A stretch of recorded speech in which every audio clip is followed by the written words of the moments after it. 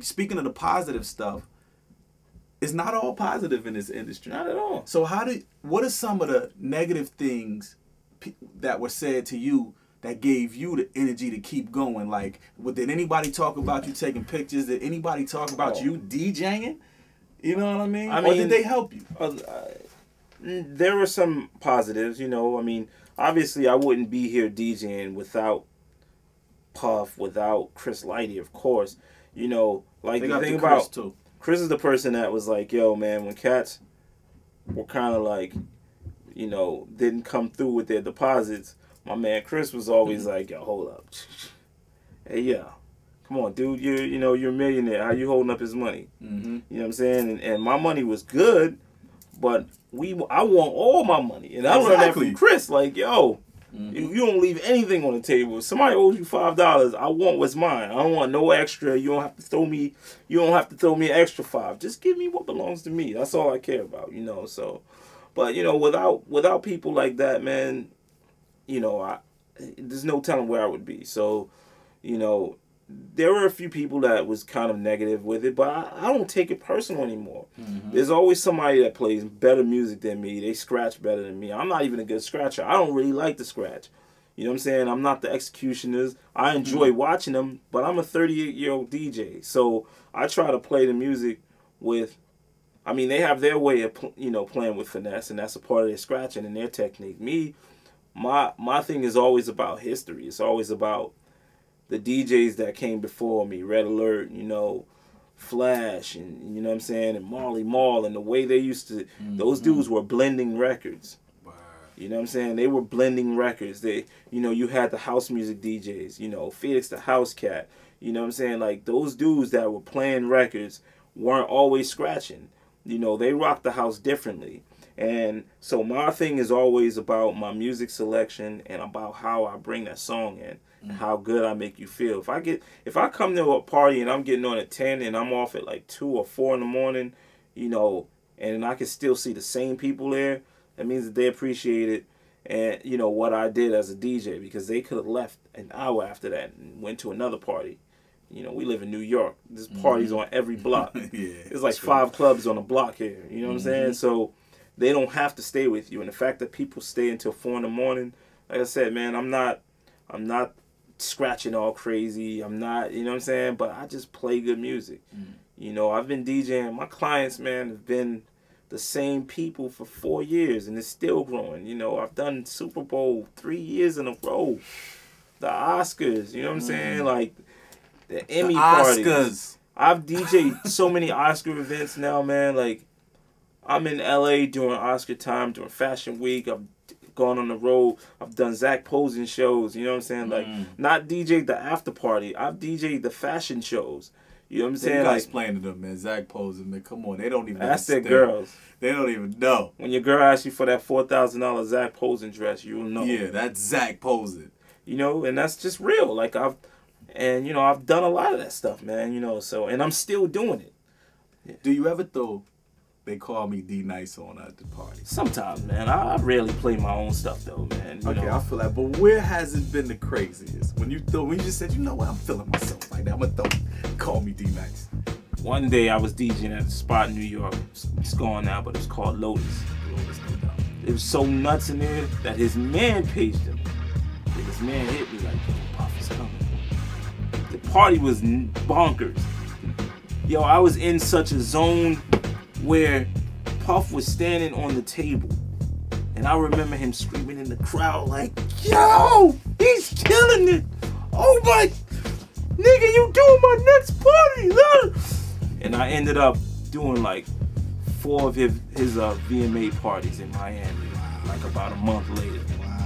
Wow. Just doing them back to back every night. I was doing Puff's parties, you know what I'm saying? So, you know, I just remember that moment will never ever leave me as long as I'm DJing, because I remember, you know, like, we know Puff, we know Puff Daddy. I done stood on a couple of tables. We know Puffy. You know what I'm saying? But, so, you know, I try not to look at it like, yo, just as him, my man. You know what I'm saying? I still look at it from a business standpoint. He is a brand, and he's gonna protect his brand. So for him to entrust me with his brand musically, was big, you know, and that's the same. I feel that way with all the other cats. You know? Now, I think I walked into one party, you was DJing, ripping it down.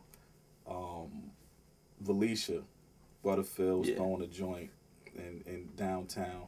I gotta say, you did your thing. Oh, have fun, man. But that was my first time really hearing you go in. But I know that you go in because you left out a party, man. You left out a party that I heard about. Which one?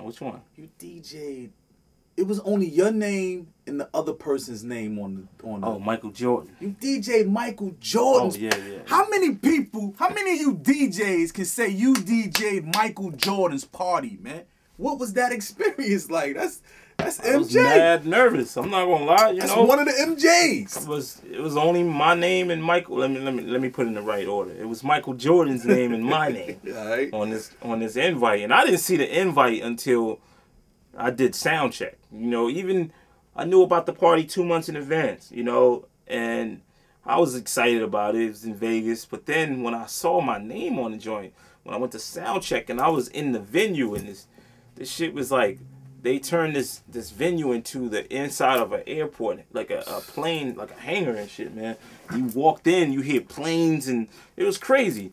Then they built this booth with D Nice on it, and it was nuts, man. It was just like, wow. I knew I had made it as a DJ, and you know, I got a little nervous. I'm not gonna front. I had a little panic attack. You know what I'm saying? Like yo, Michael Jordan got 2,000 people coming, and I gotta tear this down. What's the joys you got out of MCing and DJing, and do you ever think that you could be back on the stage as an MC? All right, I'm gonna answer the second question. I don't want to be on the stage as an MC. Okay. You know, like I said to you before, if I didn't go, I mean, my last record came out in '92. You know what I'm saying? It's almost 2009 now. Yeah, you know what I'm saying? Like, had it not been that much of a span in between, like, releasing joints, I would probably feel differently. But because it's been so long that honestly, man, I don't even want to do that. The biggest difference between DJing and it's still performing. Mm-hmm. You know what I'm saying? But I don't have the pressure of being in the studio wondering, yo, are they gonna feel this record? You know what I'm saying? I'm playing joints that you made already. Wow. That are guaranteed to get a reaction as long as I play it the right way.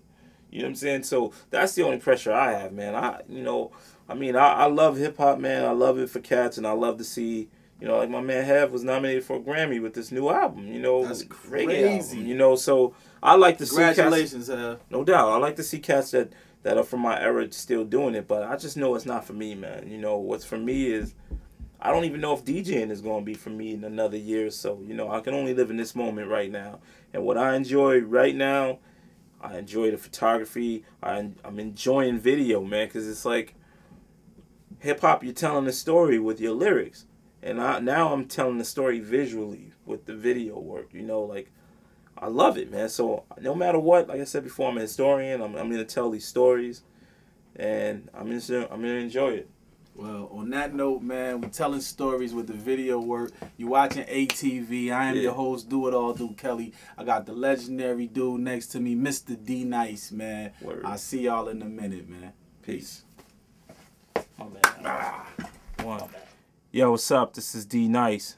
My name is D Nice. I'm here in AlkatraxxTV studio, live on ATV. Peace. Good morning, good evening, good night. Hey, Track Television. Make sure they have the right vision.